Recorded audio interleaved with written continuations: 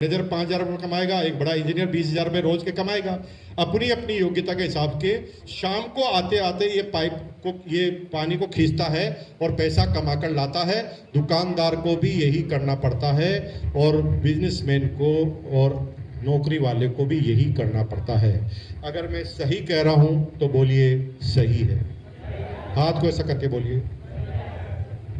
सबको यही करना पड़ता ना, या तो नौकरी पे जाना पड़ता है, बिजनेस में जाना पड़ता है। नौकरी वाले की पेमेंट 1 महीने में एक बार आता है, लेकिन बिजनेस वाले का पेमेंट रोज का रोज आता है, लेकिन रोज जाना पड़ता है।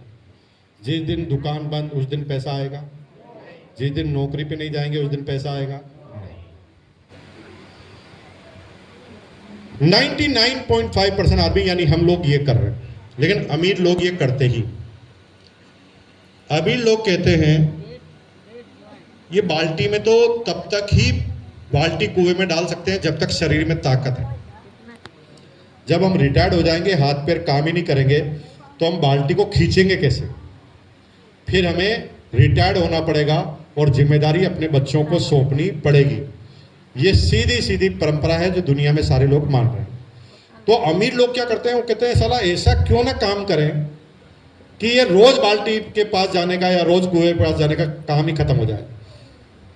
शुरू के 5-10 साल में इतना जाएं कि फिर जीवन में कभी जाना ही ना पड़े। तो क्या करते हैं, एक ऐसे डैम की तलाश करते हैं, बांध की तलाश करते हैं जिसकी हिस्ट्री का पता लगाते हैं कि ये कब बना, कितना मजबूत है, कितने साल से भरा हुआ है, कब खाली हुआ है कि नहीं हुआ। That is company history. आप भी जब आरसी बताते हो कंपनी हिस्ट्री बताते हैं ना, 1977 में चालू हुई है, 1 करोड़ मीटर कपड़ा बनाती है, यानी कंपनी की हिस्ट्री। पहले बांध की हिस्ट्री लेते हैं, यानी जिस कारोबार में हम जा रहे हैं उसका क्या स्कोप है, दैट इज हिस्ट्री।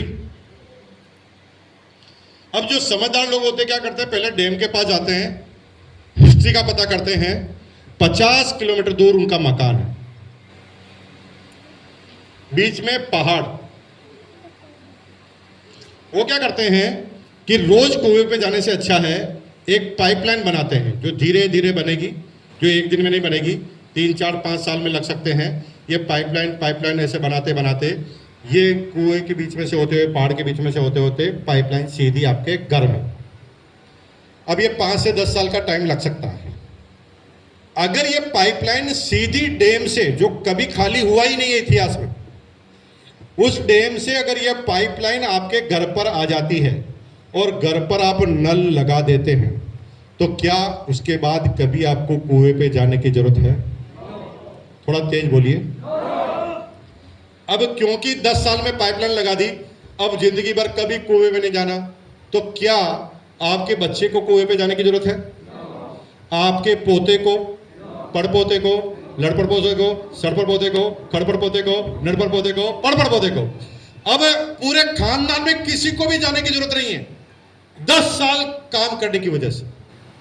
लेकिन ये 10 साल इतने कठिन होते हैं कि हम ये काम नहीं करते, तो फिर हमारे बच्चों को भी हम वही काम सौंप देते हैं कि जा बेटा कुएं के पास जा और रोज पानी निकाल के ला। सिर्फ हमारे नहीं करने से हम अपने जिम्मेदारी को ट्रांसफर कर देते हैं अपनी फैमिली को। कुछ देर के लिए कुछ लज्जतें कुर्बान कर, आराम कर। अगर कुछ देर के लिए लज्जतें कुर्बान कर दी और ये पाइपलाइन कंप्लीट हो गई ना, तो फिर कुछ काम नहीं बचेगा।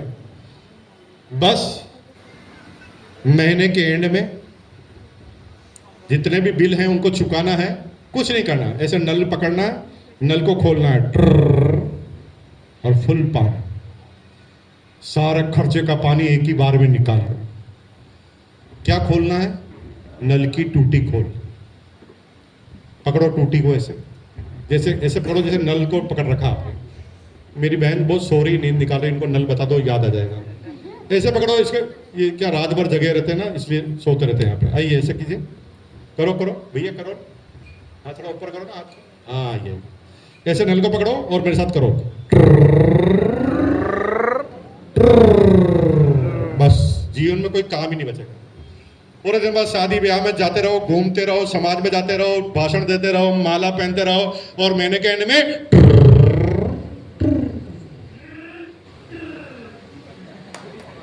कोई काम नहीं। आपको हंसी आ रही है? लेकिन मुकेश कोठारी की पाइपलाइन बन गई है। कोई काम नहीं, कोई काम नहीं।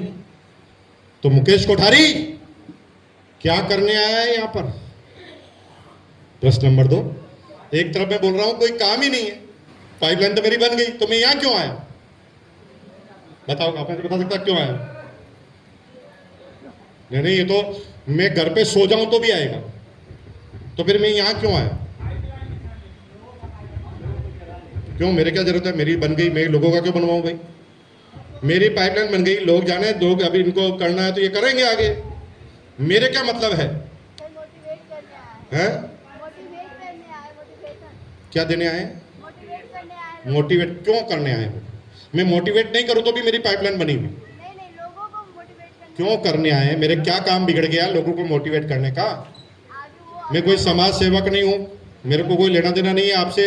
मेरी पाइपलाइन में आप हैं, तुम भरो भरो भिड़ो कुछ भी करो, हमारी पाइपलाइन बनी। क्यों हो जाए, हमारा क्या लेना देना? तुम्हारा हो जाए नहीं हो जाए, हमारा तो बन गया ना भाई साहब।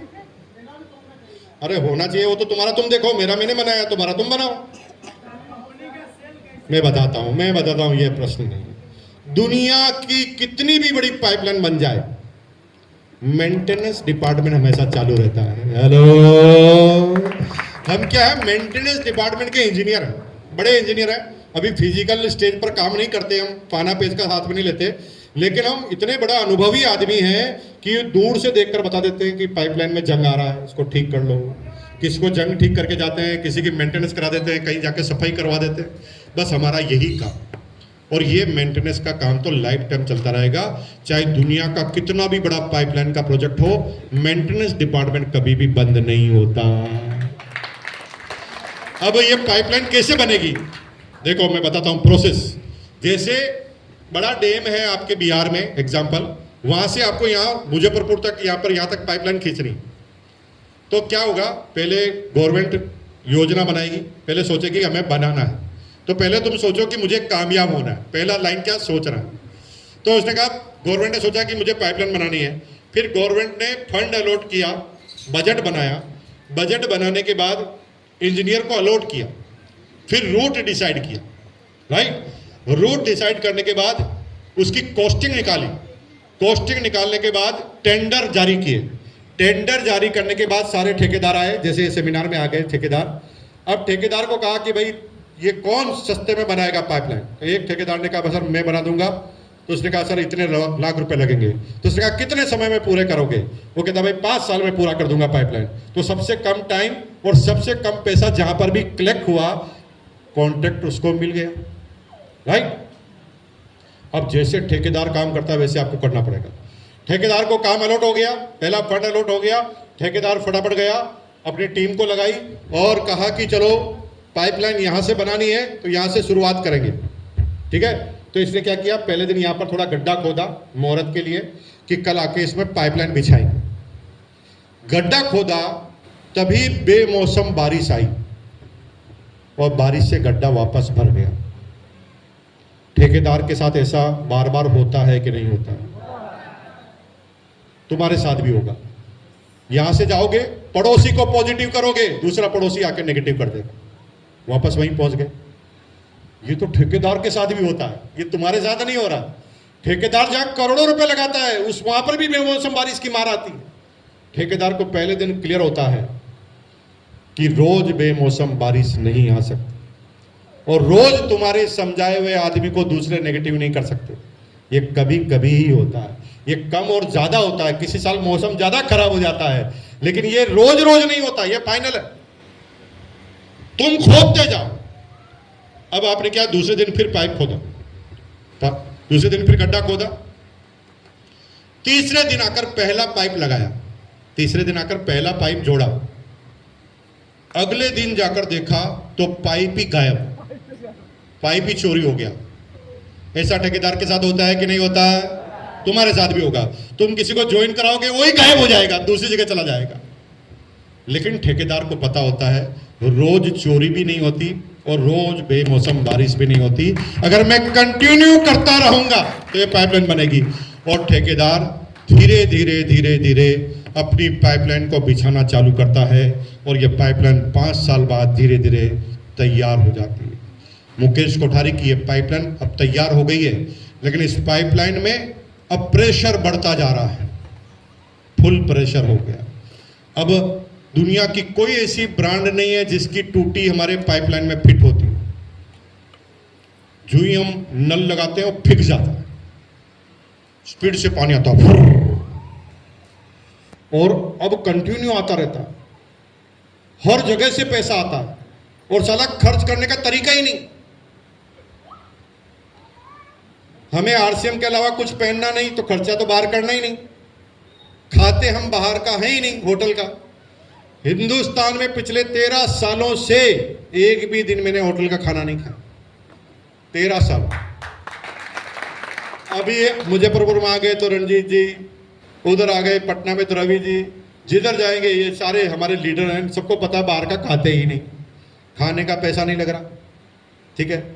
और जहां जाओ वहां खर्चा लेता ही नहीं कोई। हमने एक दिन कहा सर हमारी लाइट चले गई, इलेक्ट्रिशियन को बुलाया, उसने कहा जाए आरसीएम सर अभी ठीक कर देते हैं। मैंने कहा पैसे बोलो, पैसे लेंगे क्या सर आपसे? साला आम वाला निकलता तो हमारा डिस्ट्रीब्यूटर, चाय वाला निकलता तो हमारा डिस्ट्रीब्यूटर, इलेक्ट्रिशियन निकलता तो हमारा डिस्ट्रीब्यूटर, प्लम्बर आता तो हमारा डिस्ट्रीब्यूटर, आरसीएम में जाए तो हमारा डिस्ट्रीब्यूटर। और वो साले हमारे दिमाग से पूरे दिल से काम करते हैं, उनको ये मतलब ही नहीं है कि पैसा चाहिए। आपके यहां तो दिल से नहीं दिमाग से काम करेगा, कितना बचेगा, लेकिन मेरे यहां दिमाग से काम नहीं करेगा। अब पानी का नल लगाने की जरूरत नहीं, हर जगह से पैसा आता।